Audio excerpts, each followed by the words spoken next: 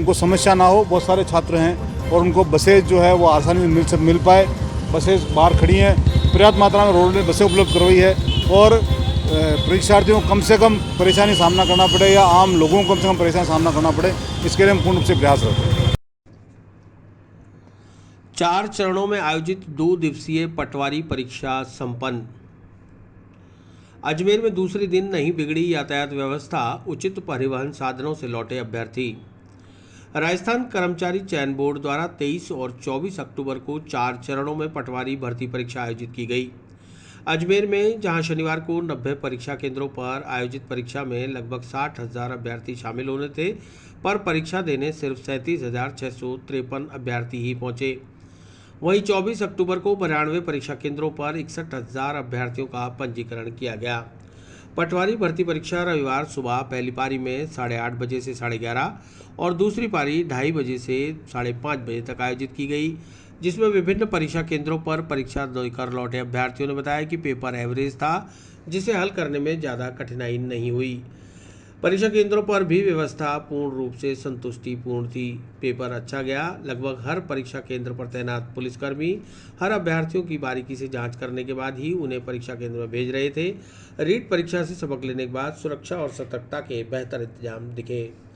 प्रत्येक 4 परीक्षा केंद्रों पर एक फ्लाइंग स्क्वाड गठित की गई। पेपर बहुत बढ़िया था, अच्छी व्यवस्था की गई। पेपर ज़्यादा टफ भी नहीं था और सभी व्यवस्थाएं अच्छी तरह रही। क्वेश्चन ज़्यादा करंट के भी थे और अब बात करें तो एंशिएंट वाले भी थे, तो ऐसा नहीं था कि सारा मिला जुला पेपर था। नहीं, देखिए ऐसा तो कुछ भी नहीं था और व्यवस्थाएं भी जो थी वो सभी अच्छी तरीके से व्यवस्थाएं की गई थी। पेपर पटवारी का 10 अच्छा हुआ। पेपर सही था, नहीं ऐसा कुछ नहीं था। पेपर भी सही था, सील पैक था सारा कुछ। किस प्रकार के क्वेश्चन रहे? स्टैंडर्ड था पेपर का ऐसे। पेपर देना जयपुर से एग्ज़ाम बहुत अच्छा रहा है। पेपर भी थोड़ा इजी था। सामान्य ज्ञान के थे, गणित के थे और इंग्लिश से संबंधित थे। नहीं किसी भी कोई क्वेश्चन में कोई दिक्कत नहीं।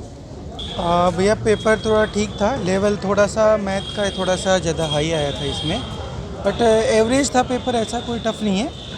जिस हिसाब से जितना टफ बता रहे थे उस हिसाब से पेपर टफ नहीं है।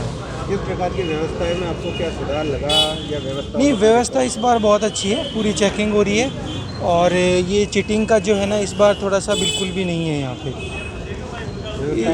व्यवस्था में बहुत ठीक है। गवर्नमेंट की तरफ से जो व्हीकल्स की जो व्यवस्था हुई वो भी बहुत अच्छी हुई। कहाँ से पेपर देना है? मैं जयपुर से आया हूँ। प्रदेश में पटवारी भर्ती परीक्षा के मद्देनजर नकल रोकने के लिए 24 अक्टूबर रविवार को भी सुबह 6 बजे से शाम 6 बजे तक इंटरनेट सेवाएं बंद रहीं, जिससे आम लोगों को भारी तकलीफों का सामना करना पड़ा। वहीं करोड़ों रुपए का व्यापार भी प्रभावित हुआ। परीक्षा को लेकर रेलवे और रोडवेज ने अभ्यर्थियों के लिए परिवहन के खास बंदोबस्त के बावजूद इसके अभ्यर्थियों की भीड़ कानून का मखौल उड़ाती रही। अजमेर में 1 लाख से ज़्यादा अभ्यर्थियों के आने से शनिवार को जहां लोकल यातायात व्यवस्था चरमरा गई थी, उसे रविवार को दुरुस्त करते हुए रूट डायवर्जन करने से कहीं यातायात बाधित नहीं हुआ। शहर के मुख्य चौराहों पर खड़ी पुलिस रूट डायवर्जन कर बड़े वाहनों को शहर के बाहर से निकालती रही। यातायात व्यवस्था बनाने के लिए सीओ ट्रैफिक पार्थ शर्मा खुद मौजूद रहे। इसके अलावा विभिन्न थाना अधिकारियों ने भी अपने अपने थाना क्षेत्र में मोर्चा संभाले रखा, जिसकी वजह से रविवार को कहीं भी यातायात बाधित होने के समाचार नहीं मिले। पार्थ शर्मा ने बताया कि लगभग 300 से ज़्यादा पुलिसकर्मियों को अलग अलग स्थानों पर तैनात कर रखा है, जो यातायात व्यवस्था बनाए हुए हैं।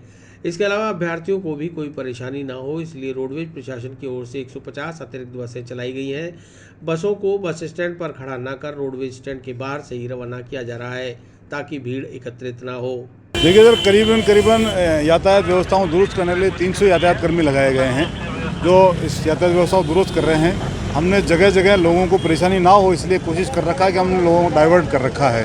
जो यातायात बस स्टैंड की तरफ आ रहा है, उस बस स्टैंड से उस यातायात को हमने राजस्व मंडल जो है उसकी तरफ से डाइवर्ट किया पुलिस लाइन को जयपुर जाने के लिए।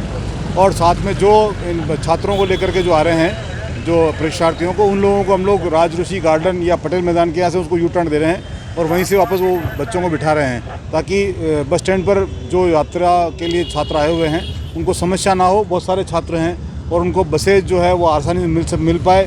बसें बाहर खड़ी हैं, पर्याप्त मात्रा में रोड में बसें उपलब्ध करवाई है और परीक्षार्थियों को कम से कम परेशानी सामना करना पड़े या आम लोगों को कम से कम परेशानी सामना करना पड़े, इसके लिए हम पूर्ण रूप से प्रयासरत हैं। वहीं परीक्षा के दौरान किशनगढ़ से अपने भाई को परीक्षा दिलाने आए कृष्णदेव लखावत की बाइक पर रखे बैग से कोई अज्ञात 20,000 रुपये का एक मोबाइल चुरा कर ले गया, जिसके बाद पीड़ित कृष्णदेव लखावत ने अपने भाई रविंद्र सिंह के साथ सिविल लाइंस थाने में मुकदमा दर्ज कराया। मीडिया को जानकारी देते हुए कृष्णदेव ने बताया कि गणपति ITI में अपने छोटे भाई हेमेंद्र सिंह को पटवारी परीक्षा दिलाने आए थे।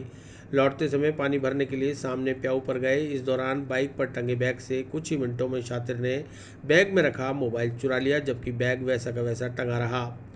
बहरहाल पुलिस ने मामला दर्ज कर मोबाइल की तलाश शुरू कर दी है।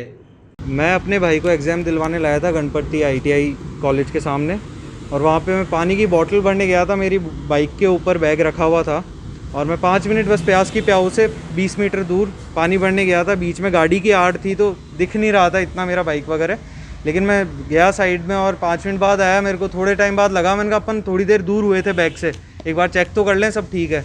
चेक किया तो 10 मिनट बाद में मतलब देखा तो था नहीं वो सब काम 5-7 मिनट में ही हो गया जो भी चोरी होना था उस टाइम।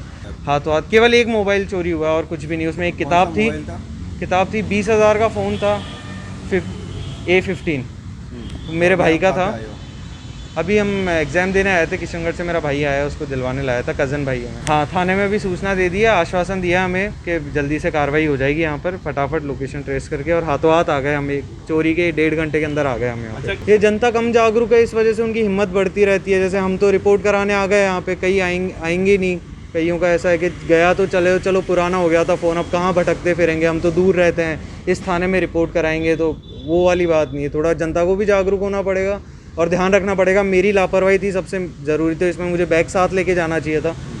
मैंने सोचा पास ही पड़ा है तो, और कोचिंग के इसमें एग्ज़ाम के टाइम में तो हाई टाइम होता है चोरों का, तो आप एग्ज़ाम के टाइम ज़्यादा सावधान रहें।